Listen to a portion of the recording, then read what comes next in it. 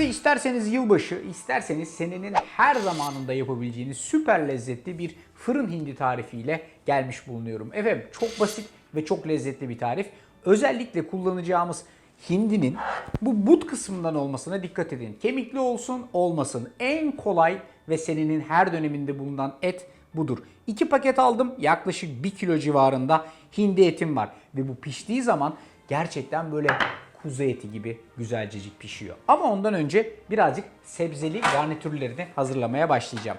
Şöyle bir fırın tepsisi var ve ben genellikle bu tip fırın tepsilerinde sebzeleri altta, eti üstte pişirmeyi tercih ediyorum. Size de ciddi şekilde öneririm. Bakın eğer böyle bir tepsiniz yoksa standart bir tepsinin içerisine şöyle içeride bulduğunuz fırındaki teli de koyarak bu hale getirebilirsiniz. Öncelikle sebzelerin genel bir hazırlığına başlayayım. Aşağı yukarı 15 tane arpacık soğan, 8-10 tane Brüksel lahanası, 7-8 tane küçük havuç, 4 dal biberiye, bir tane doğranmış kereviz sapı, bir baş ikiye bölünmüş sarımsak, bir tane portakal, 8-10 tane bebek patates, bir tane dörde bölünmüş pancar ve bir adet doğranmış kereviz. Bir tutam tuz gezdiriyorum, karabiber gezdiriyorum, hafifçe zeytinyağı ile renklendiriyorum. Arkasından da su ekliyorum. Her şeyi şöyle hafifçe bir harmanladım. Ben elimin altında ve tabii sizin de elinizin altında kolayca bulunan en kolay olan baharatlardan seçtim. Her türlü baharatla çeşitlendirebilirsiniz. Bu hindinin but etini şu şekilde alıp telin üstüne yerleştiriyorum.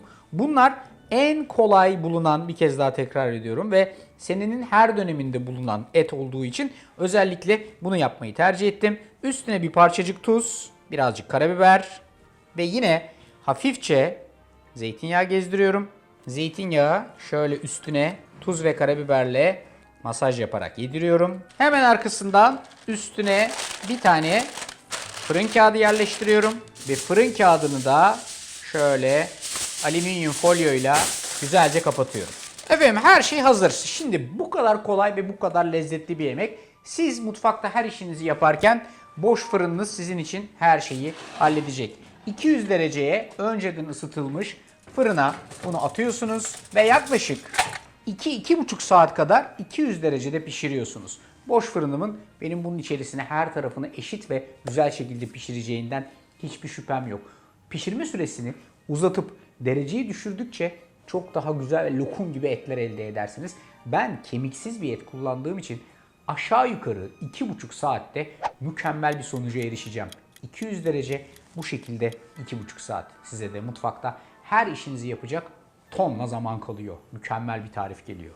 Efendim 2,5 saatlik sürenin sonunda artık fırındaki bu güzelliği çıkartabiliriz. Dikkatlice çıkartıyoruz ve birlikte açıyoruz. Bakalım ne çıkacak. Dikkatlice şöyle üstündeki folyoyu açalım.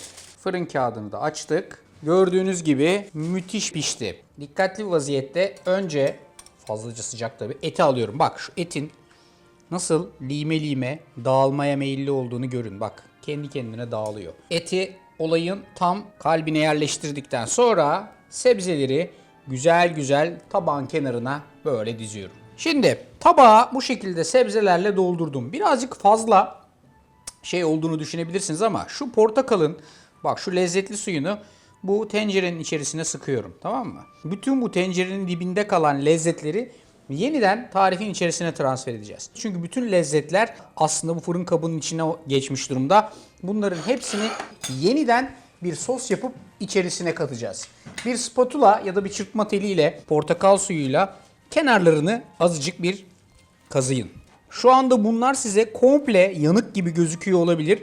Oysa ki bu etten akan ve sebzeyle birleşen yağın güzel ve lezzetli suyu. Üstüne bir parçacık da sıcak su ilave edin.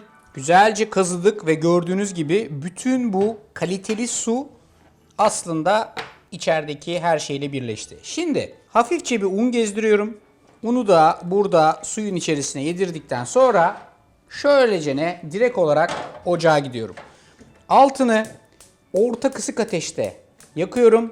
Hafiften buradaki sos kıvamlanana kadar karıştırarak pişirmeye devam ediyorum. Normal içme suyu yerine ekstra tavuk suyu ve benzeri bir şeyler ekleyerek daha da lezzetli bir hale getirebilirsiniz ama bu zaten hali hazırda çok lezzetli. Bunu pişireceğiniz etlerle ve benzeri tarzda uygulamanızı şiddetle öneririm.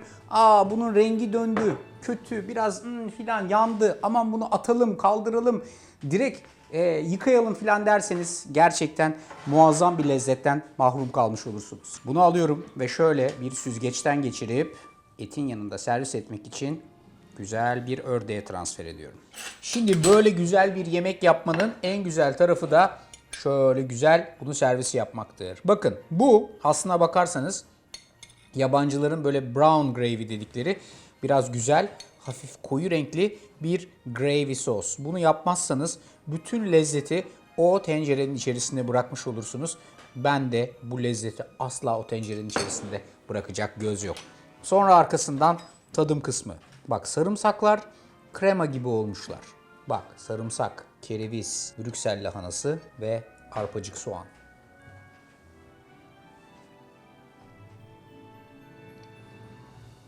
Mükemmel. Bir de ete bakalım. Bak net böyle sanki tandırlanmış kuzu eti gibi. Büyük hindi yapacaksanız fırında böyle üstü kapalı vaziyette kilo başına 40 dakika pişirmeniz gerekiyor.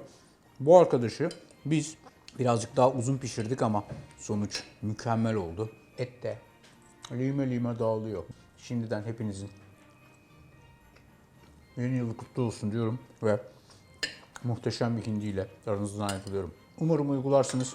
Bütün lezzeti bu tabakta sofraya getirirsiniz. Evde yapmak her zaman en güzel sonuçları doğurur çünkü en güzeli evde. Hepinize afiyet olsun.